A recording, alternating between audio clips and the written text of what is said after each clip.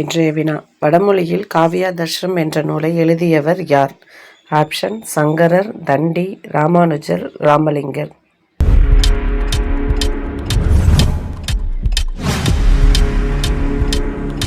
அதற்கான விடை தண்டி.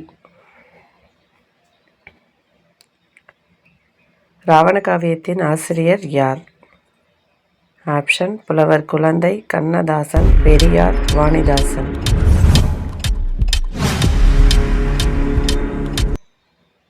விடை: புலவர் குழந்தை.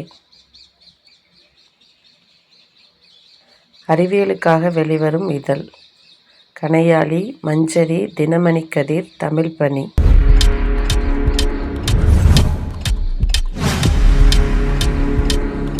அதற்கான விடை மஞ்சரி. சமூக ஒப்பந்தம் எனும் நூலை படைத்தவர்? Option: Rousseau, Roosevelt, Walter, Aristotle. அதற்கான விடை ரூசோ.